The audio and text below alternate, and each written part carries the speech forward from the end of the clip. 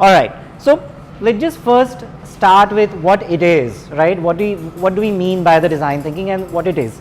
So it's actually a process and a mindset, and we know this IDEO's very popular model of empathy, define, ideation, prototyping, and testing. So this is how pretty much all the organizations have used this as a model of figuring out what design thinking is, and that is where everybody starts. What it could do for you, like what is the definition of a design thinking, what do we mean by it? That was the process, that was the mindset, but what it could do for you. So it's ultimately about creative problem solving. So what it does is, what this methodology does is, it helps us figure out what the problems we should be solving and how can we solve it. So those are the key elements of design thinking. Those are the two things for which this entire process was actually originally thought about. It is also a dance of divergent and convergent thinking, and I'm sure many of you would have seen this double diamond model already, but I just wanted to re-emphasize a few fundamentals before we go into the things that you probably don't know already. That you understand the problems first and then you design a solution. So it's opening it up, closing it down, and then opening it again and then closing it. So it's a dance between a two kind of a mindset, divergence and convergence. So far so good? Yes. Yeah? Alright. But now this double diamond has been further expanded into, and for me this is, if you understand this entire thing, then there are a really fantastic and very detailed way the whole methodology has been further expanded. That how you start off with a client brief, and at the end of your first level of divergence convergence, you have come up with a set of how might we questions. At this point you are reimagining the brief, or you have already reframed the question, and that after that you again go into opening it up on your ideation and then closing into your final solution. And I'll email this deck to you so you guys can take a look at the detailing of the entire double diamond, that what it is and how it can be useful. And it would be very nice for us to just take a look at it, that how we start from the brief, from the primary research to insights to themes to opportunity to some specific how might we question. So you open it up and this is the part of a synthesis, then the ideation and then the implementation.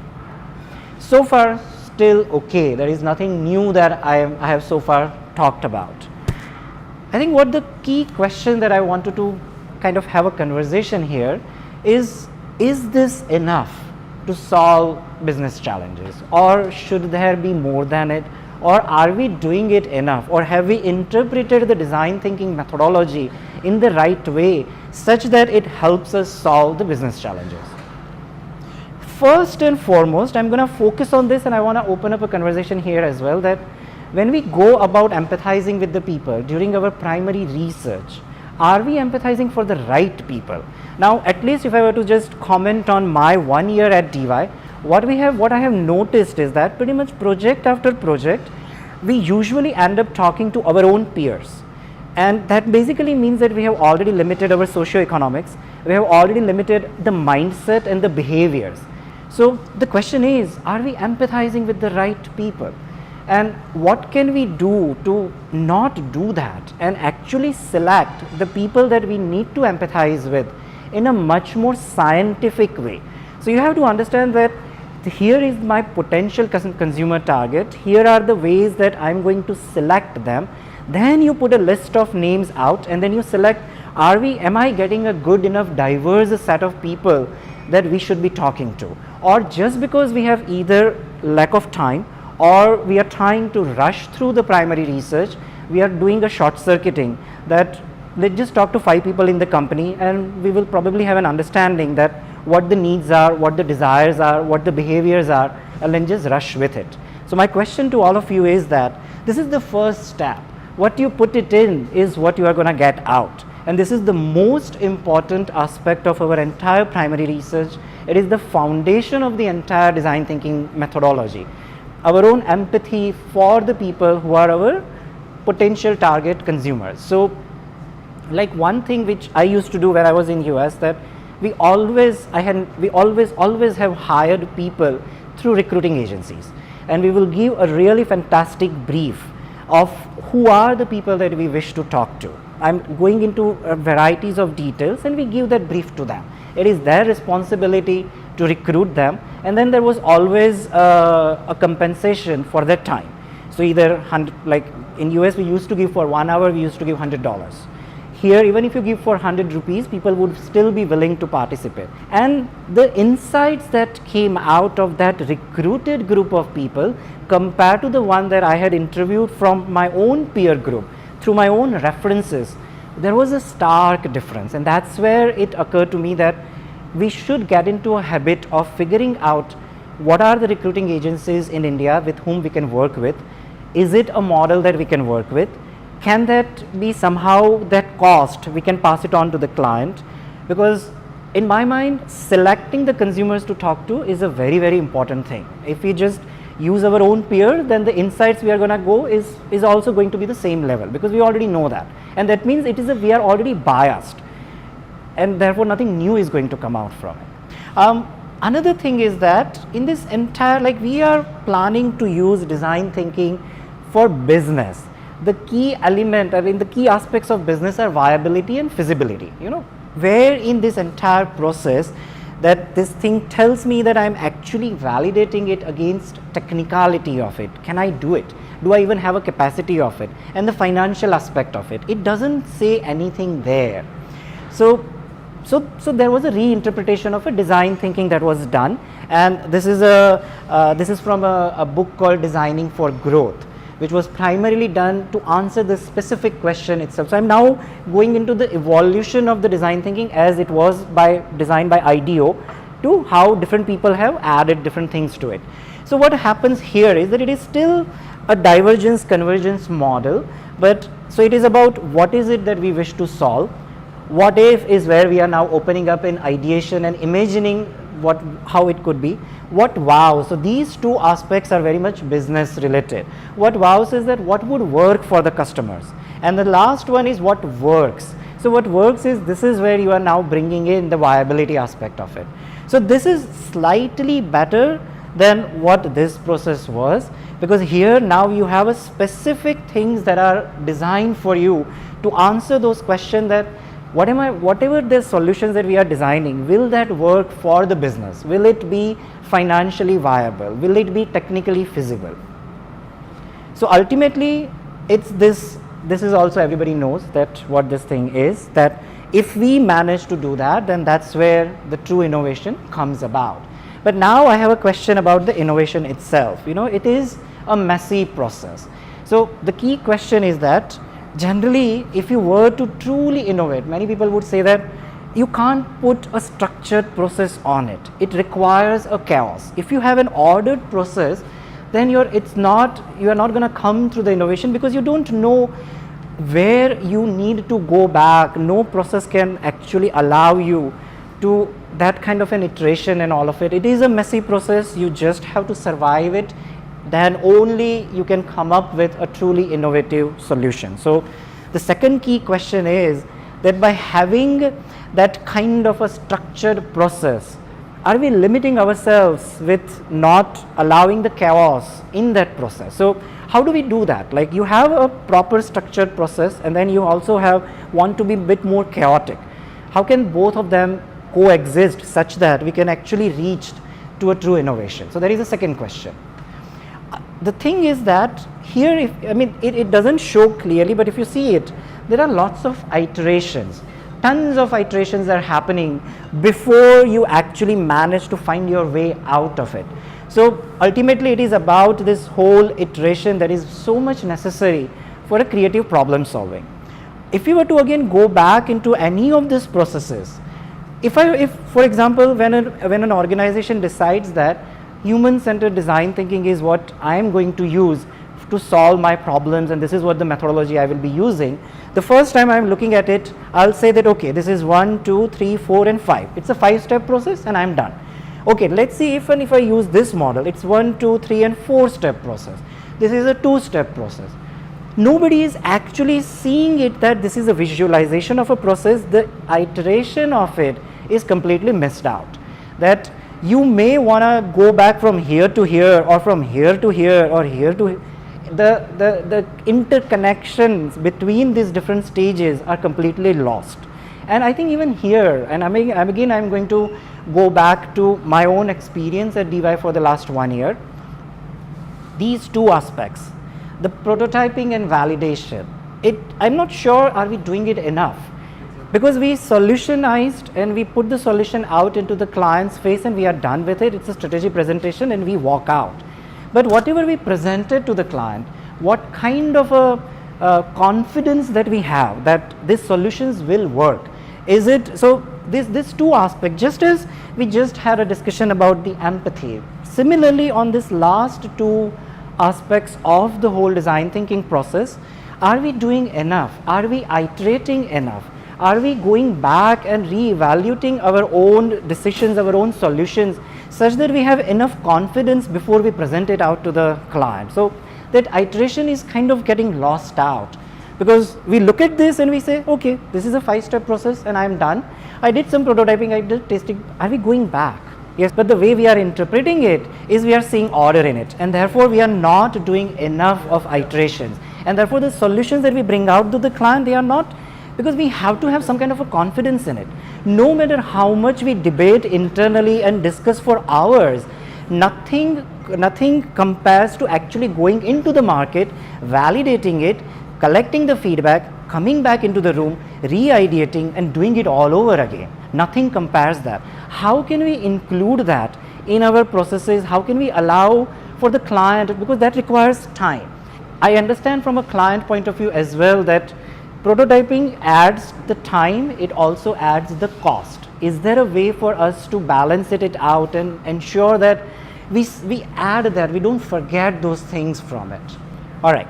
So another thing is, so that was one key question. The next one is that now I want to take a cues from the lean startup movement, which is a completely separate movement, and then add that how design thinking and the lean startup, these two things, now I'm bringing in a new methodologies also in the conversation, how they both can coexist.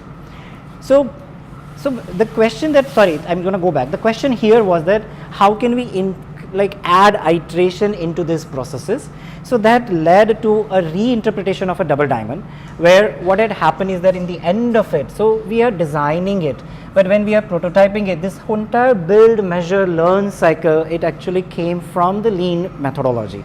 So here you have the juxtaposition of something that is very much came out from the software engineering, from the technology industry, and then the design industry, and then they both have come together. That this is how there is one way of adding the iterations into it. The key phrases that we need to remember is you build, but you also measure, and then you learn from it, and then you repeat that till you have enough to exit from that circular, from that iteration.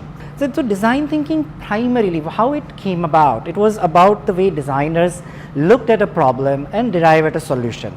It's key that the reason why that whole methodology came about is to find problems and come up with a creative solution. What lean methodology is about is once you have find the solution, how are you going to execute it and how are you going to build a business around it? There is a complete separation here, and the both methodology have been designed specifically for it. This one is primarily to find creative solutions. This is about those solutions have been done. Now how am I going to make a business out of it? How am I going to make a real product and put it out into the market? It has all those frameworks and parameters here that allows you to execute on those solutions and actually push it out into the market. So we should learn, depending on who the client is and what is the client's requirements are, we should be open about using other frameworks that can supplement the solutions, because just giving the solution may not be sufficient for some customers, and I'm not saying for everybody. We have to evaluate that what the brief is, what they are struggling with. Is there a way these frameworks can also be useful? So one key thing struggle is the research part, right? That we take so much time into the research, and the client says that why you are taking so much time into research?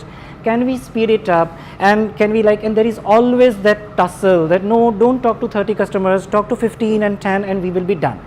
What if we use this whole idea of agile methodology where research, design, build, research, design, build, what if there is a way for us to break apart and what I'm talking about is kind of a Lego blocks. It may sound counterintuitive to the whole idea of a holistic approach, but there is a validity to it, because I have come across enough companies who have deployed agile research where they do it in bits and pieces, and there are very specific problems that have been defined.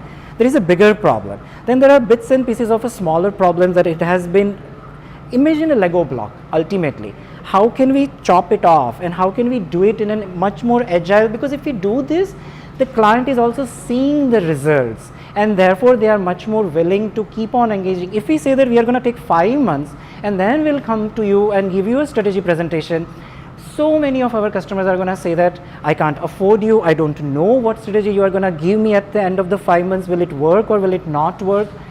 I'm just suggesting, I'm not saying that this is kind of the panacea for the problems, but there is something here that we should investigate. Even getting it little bit more complicated, that there is a design thinking, there is a lean startup, and there is the entire agile. I have a feeling that if we put our heads around it and we kind of use it and contextualize it for our own selves, for different clients, we can kind of, if it is about just about creative solutions, if it is about execution, if it is about showing them some results and then moving forward and then going back into solutionizing, we can do it. There are enough tools and frameworks and knowledge that exist in the world. We just need to tap it. Another thing that I would just want to briefly talk about it, so when we present to the client, we are limited into the present situation. This is the today's world, and in the today's world, this is how my solution is going to work. But the world is changing rapidly, and the way the things are happening in the world right now, from a policy point of view, from governance point of view, from changing consumer perception point of view, from behavior point of view, it's very volatile, it's very uncertain. There is a terminology called the VUCA world: volatile, uncertain, complex, and it's very ambiguous. We should be able to, and again it goes back to the kind of client that we are talking about. If it has that kind of a long-term vision that we are helping them out, we should give them something about the future. So not just focus on design thinking, can we add futures thinking? And now they both are quite different. So what happens in design thinking, that you started from here and you want a solution. So see, you are converging slowly back to a solution. For futures thinking, you are starting from present and you are trying to see that where or what are the possible futures that my organization may get impacted by. So it's a very different mindset, because you are opening and closing and then arriving at the most, the theory says, the marketing people, I mean the people who are expert in here, they say that at the most you should arrive at 4 different distinct futures. So the mindset that you should have is quite different, and the objectives are also different. But and let me tell you what I'm talking about the futures thinking. So the design thinking is about a series of diverging and converging steps, and you arrive at one solution. Whereas the futures thinking is that you are talking about what possible opportunities that we may miss out. So you are actually opening it up. The second thing is that design thinking inspire us to create a solution. That's where we are headed to. Either it could be a product or a service or an experience. Whereas futures thing is about what uncertainties, meaning design thinking leads us from an uncertainty to a certain solution. Whereas futures thinking leads us from a certain present scenario to an uncertain possible futures. So what happens is that you plot it out. That let's say this is my entire universe. So you can, on one side it's more open, permeable, this is the desired thing that you may want. On the other side, the systems are more closed. On other side, the systems are more steady. On the other side, the systems are more volatile. So what it gives you, a fantastic growth opportunity if it is open and steady. This is where you can keep growing. Here, if it is closed and steady, the growth is going to be constrained. If it is both volatile and blocked, then you are going to collapse. This is your worst case scenario. And here is a transformation, that if your system is open but there are volatility, you need to come up with innovative solutions to survive in the market. You can't just keep on doing the same thing over and over again. Just to wrap up, generally you imagine 4 different people, though 4 different kind of futures, that what is possible, that is mean what might happen, what is plausible, what could happen, what is probable, what is likely to happen, and then what is your desire as an organization, as a company, what is the preferred future that you see for yourself. If we somehow have these data, like this understanding of it, then we are ready. No matter what comes our way, we should have an answer, a strategy in the back of our pocket to start executing it. Lastly, as I just wrap it up, I think we should not, we must not, we should never ever forget the statistical analysis. Numbers have a very important role to play, and as a designer, as a creative agencies, we tend to push that aside. And I'm not talking about Excel spreadsheet, I'm talking about statistical analysis.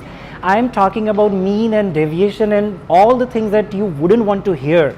And here are the 3 different fantastic books that I would suggest that we should be reading about it. It's very simple in a very readable language. They have pretty much like broken apart a complex field as statistics into something that you can make it palatable, something that you can easily learn and easily put it into practice on economics, on statistics. And this last book, I think this is a fantastic one. This allows us to understand not just the statistics aspect of it, but it is primarily how we think and the 2 systems that exist in our brain, and how we are much more prone when we are lazy to not use our analytical mind that often, and how we jump to the solutions and conclusion, all the things that we just discussed so far in the entire presentation today. Just some suggestions that these books are, and primarily leading us to have a really fantastic statistical analysis that back up our already fantastic qualitative analysis. So what I'm saying is that it may not be just sufficient by itself. We need to keep and augment it depending on the situation, depending on the clients, where else there is a room such that this whole thing becomes much more than what it is currently. It's not a critic of design thinking, it has its value and it is a fantastic process. If we do it the right way, that was the first part of the presentation, and if we augment it with the right kind of parameters, I think we can do a much fantastic job. Thank you.